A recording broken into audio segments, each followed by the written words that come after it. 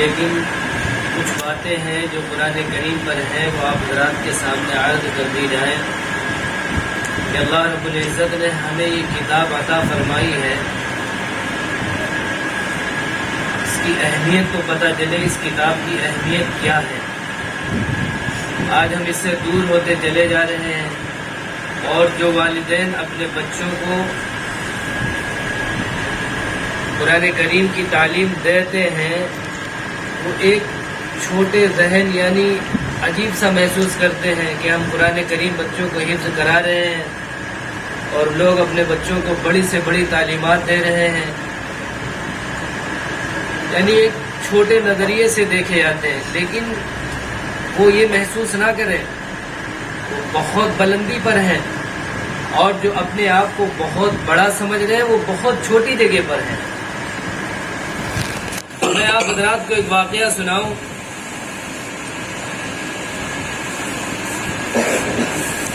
ایک شوہر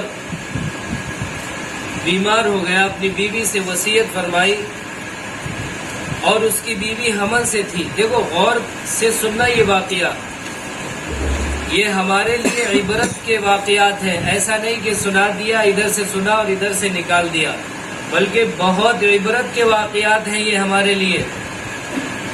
فرمایا کہ شوہر نے وصیت فرمائی اپنی بیوی سے کہ اگر میں مر جاؤں اور میرے مرنے کے بعد اگر لڑکا پیدا ہو تو اسے مدرسے میں پہنچا دینا، اور یہ چند پیسے ہیں اس بچے کی تعلیم پر خرچ کر دینا۔ چنانچہ اللہ کا کرم بھی یہی ہوا کہ اس عورت کے لڑکا پیدا ہوا، شوہر انتقال کر گیا۔ اب جب بچہ 2 سال کا 3 سال کا ہوا تو اسے اپنے شوہر کی وصیت یاد آئی کہ میرے شوہر نے مرتے وقت وصیت کی تھی کہ میرے بچے کو حافظ کے حوالے کر دینا اور میرے بچے کو حافظ قرآن بنا دینا۔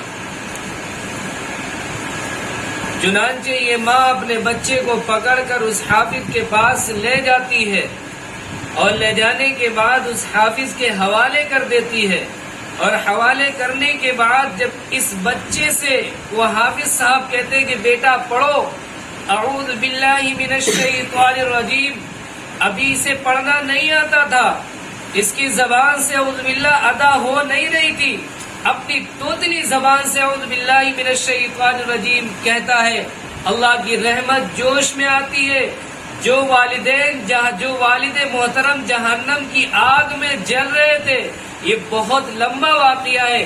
ایک بزرگ نے انہیں دیکھا تھا کہ جہنم کی آگ میں سلگ رہے ہیں، اور جس دن یہ بچہ ان حافظ کے پاس پہنچتا ہے اور پہنچنے کے بعد اس توتلی زبان سے اعوذ باللہ من الشیطان الرجیم کہتا ہے، اللہ کی رحمت جوش میں آتی ہے، اس والد کو جہنم کی آگ سے نکال کر جنت کے باغات میں پہنچا دیتے ہیں۔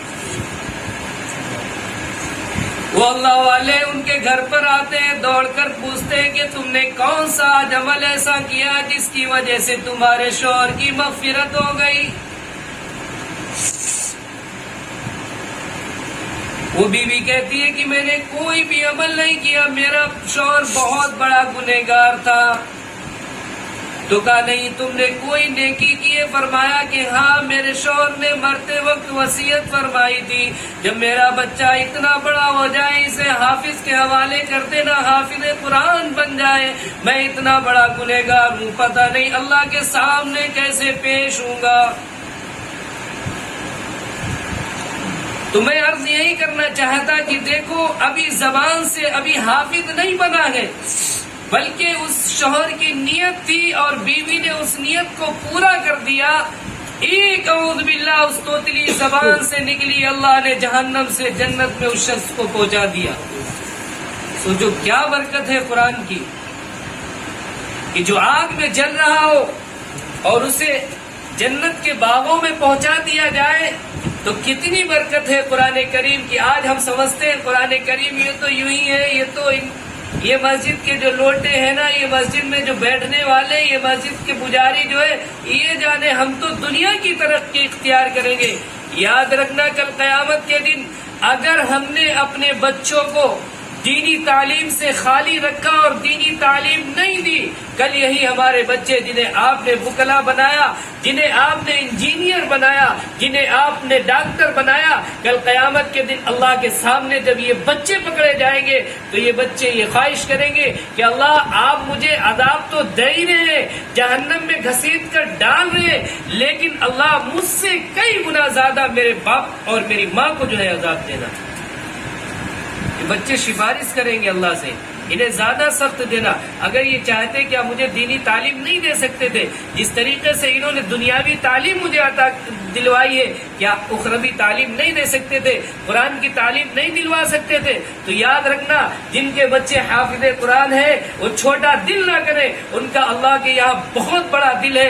وہ چھوٹے مقام، اپنا مقام چھوٹا نہ سمجھے، بلکہ وہ بہت بلندی پر ہیں اور اللہ کے نزدیک بہت عروج پر ہے۔ کل قیامت کے دن جب ان کے والدین کو جو حافظ قرآن ہے، ان کے والدین کو چمکتا ہوا چاند سے بھی زیادہ اور سورج سے بھی زیادہ چمکتا ہوا تاج پہنایا جائے گا سروں پر، لوگ پوچھیں گے یہ کون لوگ ہیں؟ کیا شہداء ہیں؟ کیا انبیاء ہیں؟ کیا صالحین ہیں؟ فرمایا نہیں نہیں، یہ وہ ہیں جنہوں نے اپنے بچوں کو قرآن کریم کی تعلیم دلوائی تھی اور حافظ قرآن بنایا تھا۔ لوگ رش کریں گے، حسرت کریں گے، کاش کہ ہم نے اپنے بیٹوں کو حافظ قرآن بنایا ہوتا، کاش کہ ہم نے اپنے بیٹوں کو علماء بنایا ہوتا، کاش کہ ہم نے اپنے بیٹے کو مفتی بنایا ہوتا، اللہ کے راہ میں ڈال دیا ہوتا، آج یہ رسوائی ہماری نہ ہوتی۔ آج ساری کائنات موجود ہے، آج سب کے سامنے ہم رسوا نہ ہوتے۔ دیکھ لو حافظ قرآن کے والدین کو، دیکھ لو حافظ قرآن کے خاندان والوں کو، کیسے چمکتے ہوئے تاج پہنے ہوئے ہیں، کیسی اللہ کے عرش کے سائے میں آرام فرما رہے ہیں۔ آج ہم ہیں کہ ہم نے اپنے بچوں کو دنیاوی تعلیم دی تھی، وہ بھی آگ کے اندر سلگ رہا ہے اور میں بھی سلگ رہا ہوں۔ اس لیے میں یہ کہنا چاہتا ہوں، میں منع نہیں کر رہا ہوں کہ دنیاوی تعلیم نہ دی جائے، دنیاوی تعلیم دیجیے، لیکن دینی تعلیم آگے رکھیے اور دنیاوی تعلیم پیچھے رکھیے۔ آپ کو معلوم ہے کہ قاری عبدالباسط صاحب یہ بہت بڑے دنیا کے، آپ موبائل دیکھتے ہوں گے، قاری عبدالباسط صاحب ڈالنا، قرآن سننا، جب یہ روس کے اندر گئے اور مصر کا بادشاہ عبد ناصر تھا،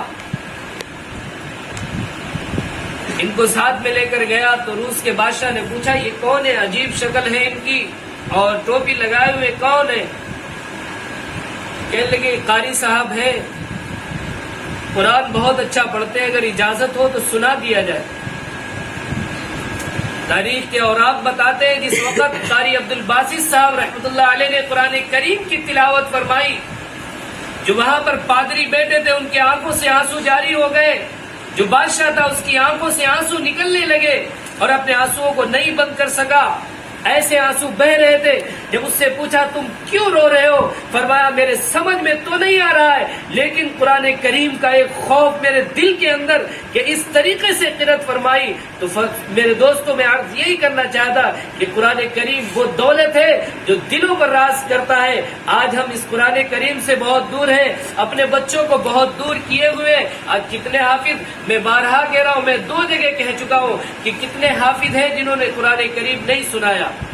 میں نے وہاں بھی کیا، وہاں بھی یہ اس لیے کہتا ہوں تاکہ ہمارے اندر قرآن کی محبت پیدا ہو، ہمارے محلے کے اندر جو لوگ ہوں انہیں سمجھاؤ کہ قرآن کریم کی دولت سے کوئی بھی میرا گھر محروم نہ رہے، قرآن کریم سے کوئی ایسا گھر نہ ہو جہاں قرآن کریم کی تلاوت کی آواز نہ آئے، کوئی گھر باقی نہ رہے۔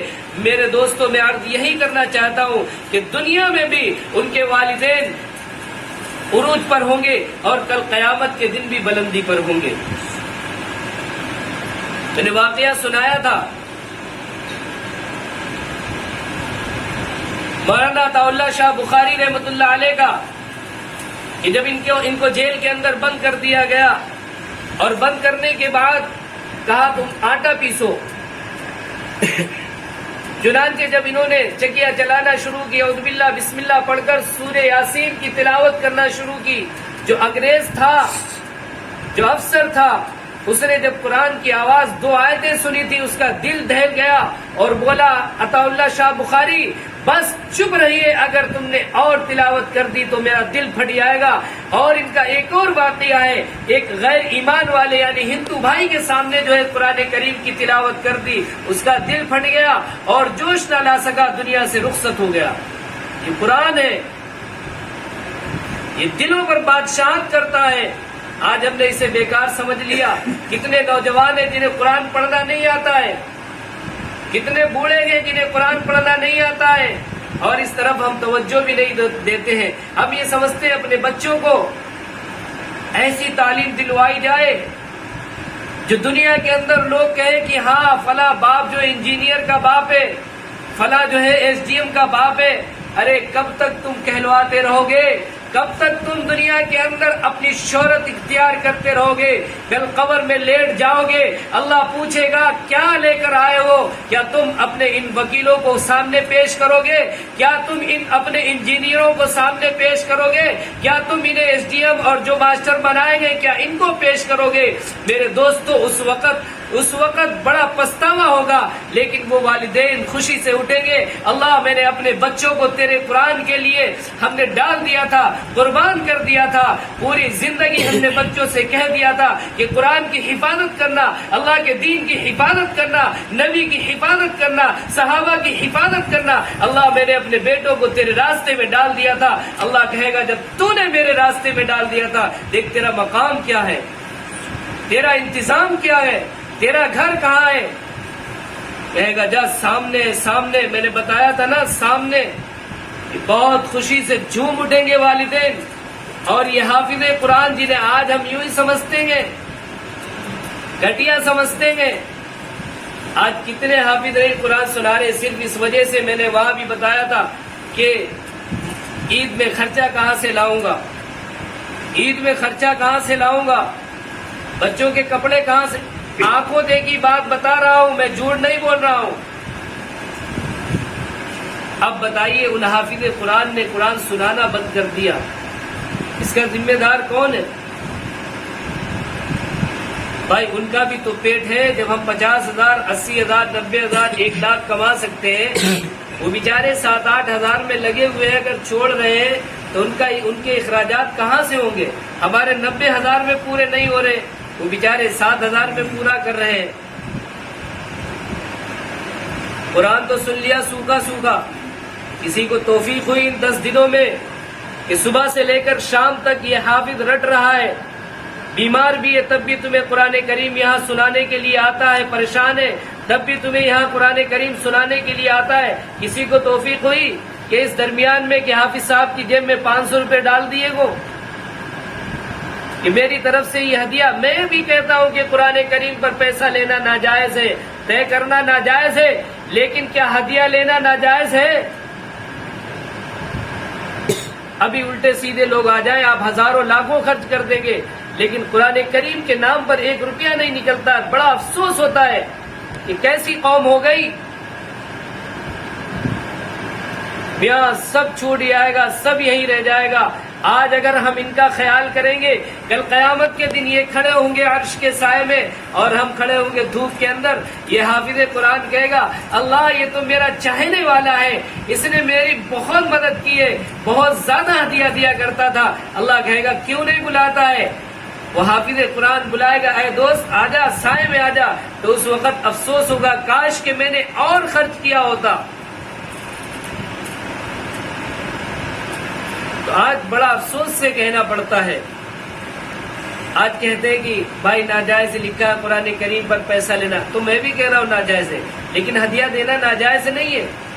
اگر آج ہم حافظ قرآن کی مدد کریں گے، انشاءاللہ کل یہ لوگوں کو بتائے گا کہ میں نے اتنے دن کی تراویح سنائی تھی، تراویح میں میں نے پیسہ نہیں لیا، لیکن لوگوں نے محبت میں میری جیب میں ڈال دیا اور اتنا روپیہ ملا۔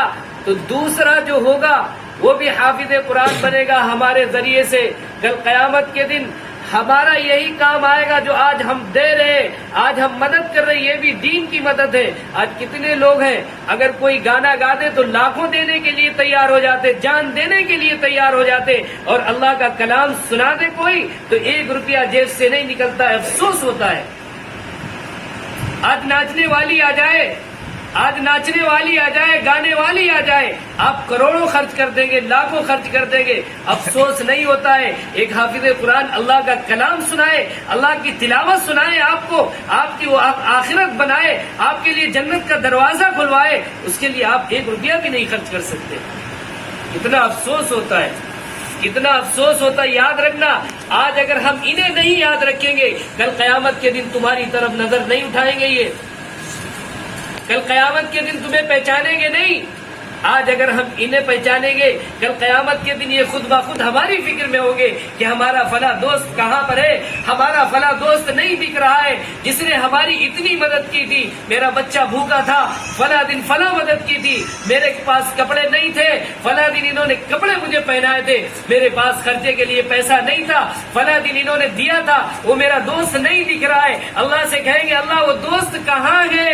اللہ کہے گا جا، ایک جہنمیوں کی لائن میں لگا ہوا ہے، جا اسے بلا کر لا۔ یہ بیچارہ حافظ قرآن، یہ عالم جائے گا کہ دوست تو یہاں پر کیوں کھڑا ہے؟ تو ہماری مدد کیا کرتا ہے، اللہ نے مجھے اجازت دی ہے مدد کرنے کی تیری، تو میرے ساتھ چل۔ یہ آپ کو سائے میں لے کر آئے گا، عرش کے سائے میں لے کر آئے گا، یہاں تک کہ اپنے ساتھ جنت میں لے جائے گا۔ تو میرے دوستوں، میں عرض یہی کرنا چاہتا کہ دیکھو، قرآن کریم کی تعلیم کو آگے بڑھاؤ، ساتھ دو، پڑھانے والے بلاؤ، لوگوں کو تیار کرو پڑھانے کے لیے کہ بھائی مدرسہ کھولو، میں تیار ہوں اس کے لیے مدد کرنے کے لیے، میں 100 روپے مہینہ دوں گا، میں 200 روپے دوں گا، آپ پڑھائیے، بچوں کو فری پڑھائیے، میں آپ کی مدد کروں گا، آپ کی تنخواہ مقرر کروں گا۔ الحمدللہ اگر میرے ذریعے سے، میرے 100 روپوں کے ذریعے سے ایک حافظ بن گیا تو یاد رکھنا، ہم نے صرف 100 روپے دیے تھے، مجھے پتا بھی نہیں چلا، لیکن قیامت کے دن اللہ مجھے بہت اونچی اور بلندی پر پہنچائے گا، اور اس کے ذریعے سے اللہ ہمیں جنت الفردوس عطا فرمائے گا۔ کریں گے نا انشاءاللہ؟